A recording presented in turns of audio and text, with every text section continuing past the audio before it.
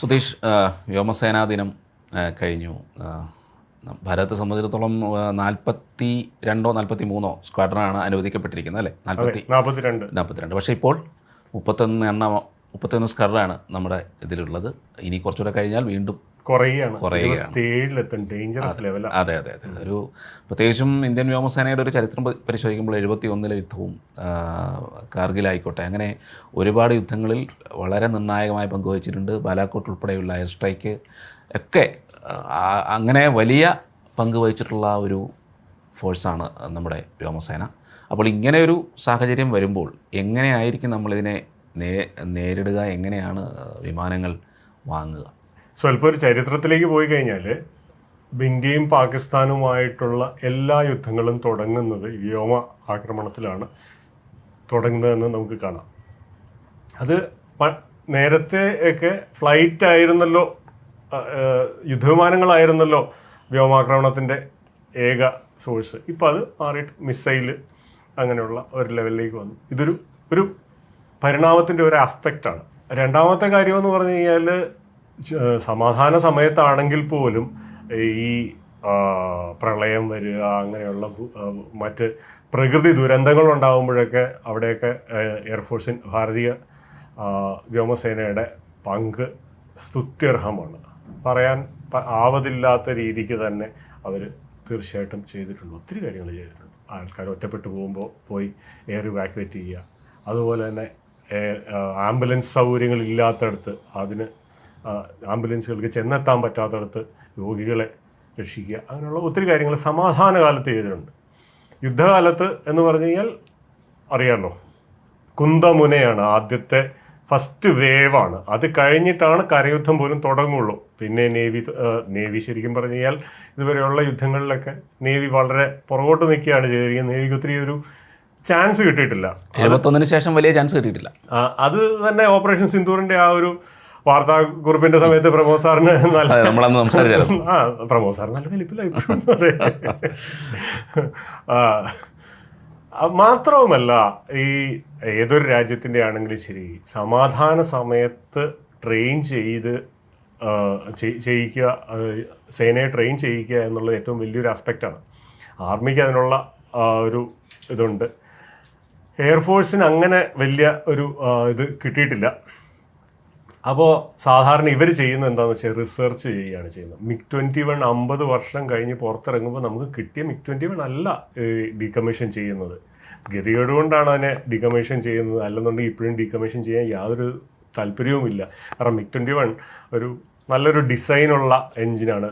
നോക്കിയാൽ അറിയാം, ആ കോണിൻ്റെ അതിലേക്കൂടാണ് അതിൻ്റെ എയർ ഇൻടേക്ക്.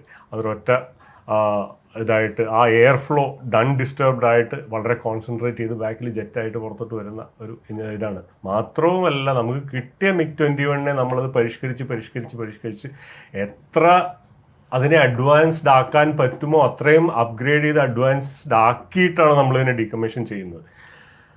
നമ്മളതുപോലെ അതിനെ ഉപയോഗിക്കുകയും ചെയ്തിട്ടുണ്ട്. F-16 വെടിവെച്ചിടുന്ന രീതിയിൽ. പിന്നെ MiG-21 കൊണ്ട് F-16 വെടിവെച്ചിടുക എന്ന് പറയുന്നത് അത് എന്താ പറയുക, ജനറേഷൻസിന്റെ വ്യത്യാസമാണ് അത് തമ്മിൽ.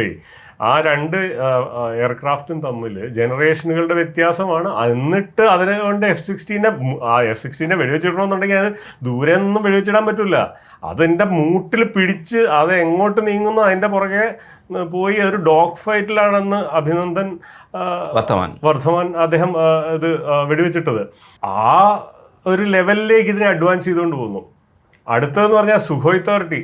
നരസിംഹറാവുവിൻ്റെ കാലത്താണ് സുഖോയ് 30യുടെ ഇത് വരുന്നത്, കോൺട്രാക്റ്റ് വരുന്നത്. സുഖോയ് 30 വന്നപ്പോൾ പൂർണ്ണമായും റഷ്യൻ ആയിരുന്ന വിമാനം ഇന്ന് 83% ഇന്ത്യനാണ്. 16-17% ഇപ്പോൾ ഇവിടുന്ന് വരുന്നുള്ളൂ, റഷ്യയിൽ നിന്ന് വരുന്നുള്ളൂ. ഇപ്പോഴും വരുന്നുണ്ട്, ഇല്ലാന്നല്ല. അത് മുഴുവൻ അസംബിൾ ആവുന്നത് നാസിക്കിലെ HALന്റെ ഫാക്ടറിയിലാണ്. അതിൻ്റെ അതേ ക്യാമ്പസിൽ തന്നെയാണ് സുഖോയ് 57 ചെയ്യാനായിട്ട് അവർ ഫീസിബിലിറ്റി സ്റ്റഡി നടത്തിക്കൊണ്ടിരിക്കുന്നത്. സുഖോയ് 57 എന്താണെങ്കിലും ഇന്ത്യയിൽ പ്രൊഡക്ഷൻ വരും. 75 ചെക്ക്മേറ്റ് വരില്ലായിരിക്കാം. അടുത്ത് S-400 ടെക്നിക്കൽ ട്രാൻസ്ഫറും ഇന്ത്യയിൽ പ്രൊഡക്ഷനും തുടങ്ങാമെന്ന് പുടിൻ പറയുന്നതായിട്ടൊരു കുറിപ്പ് വായിച്ചു.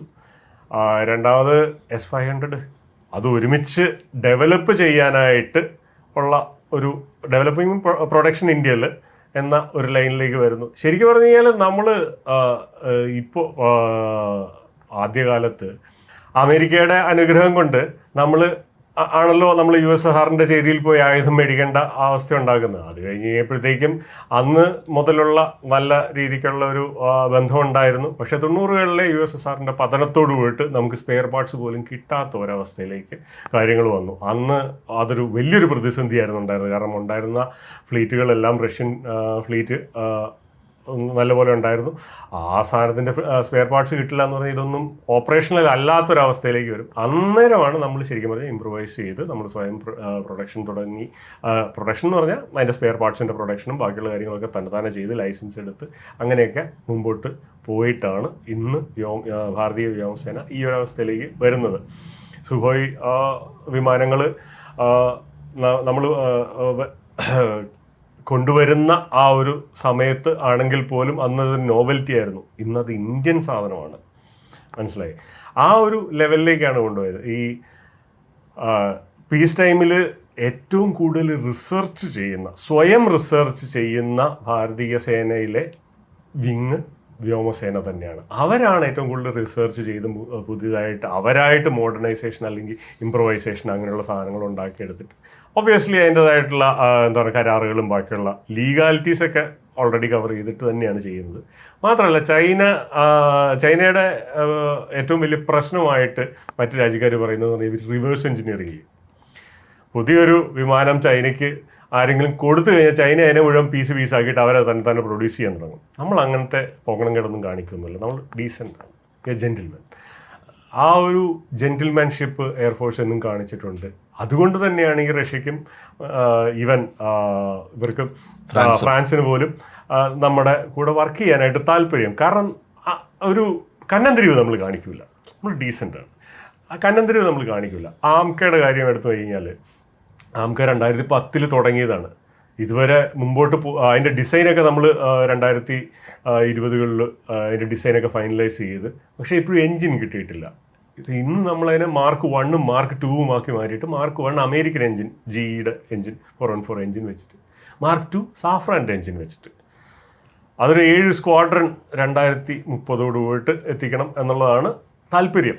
സോ നമ്മൾ ഭാവിയിലേക്ക് ഉറ്റുനോക്കി അതിനെ മുമ്പോട്ട് കാര്യങ്ങൾ പ്ലാൻ ചെയ്ത് മുമ്പോട്ട് പോകുന്ന ഒരു അവസ്ഥയാണ് ഉള്ളത്. അതുപോലെ തന്നെ ബ്രഹ്മോസ് അറിയാലോ, ബ്രഹ്മോസിൻ്റെ Mark 2 വരുന്നു. ധ്വനി ഹൈപ്പർസോണിക് ഗ്ലൈഡ് വെഹിക്കിള് ആണ്, DRDOയുടെ ആണ് ധ്വനി. Max 6 പോകുന്ന സമയത്ത് ഇൻ്റർസെപ്റ്റ് ചെയ്യുമെന്ന് തോന്നിയാൽ വെട്ടിത്തിരിഞ്ഞ് ഗതി മാറി ശബ്ദത്തിൻ്റെ 6 ഇരട്ടി സ്പീഡിൽ പോകുമ്പോഴും വെട്ടിത്തിരിഞ്ഞ് ഗതി മാറാൻ പറ്റുന്ന അതിന് മാത്രം കഴിവുള്ള പുതിയ സാധനമാണ്. ഒക്ടോബർ 15-17 ഇടയ്ക്ക് ധ്വനിയുടെ ആണെന്ന് പറയപ്പെടുന്നു. ബേ ഓഫ് ബംഗാളിൽ ഒരു 1500 കിലോമീറ്റർ നോട്ടാം ആയിട്ട് ഇഷ്യൂ ചെയ്ത് വെച്ചിട്ടുണ്ട്. അങ്ങോട്ടാരും പോകണ്ട കേട്ടോ, നമ്മളൊരു സാധനം വരുന്നുണ്ട്, എന്നതാന്ന് പറഞ്ഞിട്ടില്ല, എന്നിങ്ങനെ നോട്ടാം ഇട്ട് വെച്ചിട്ടുണ്ട്. സോ അങ്ങനെ നമ്മൾ ഈ പറഞ്ഞ പോലെ നമ്മുടെ ഓരോ സിറ്റുവേഷനിലും ഉപയോഗിക്കേണ്ട സാധനം എന്താണ്, ആകാശ ആയിക്കോട്ടെ, അസ്ത്ര ആയിക്കോട്ടെ, രുദ്ര ആയിക്കോട്ടെ എന്ന് പറഞ്ഞ പോലെ നമ്മൾ ആ ഒരു ലൈനപ്പ്, നമ്മുടെ ആയുധങ്ങളുടെ ലൈനപ്പ് കൃത്യമായിട്ട് കൊണ്ടുപോകുന്നു.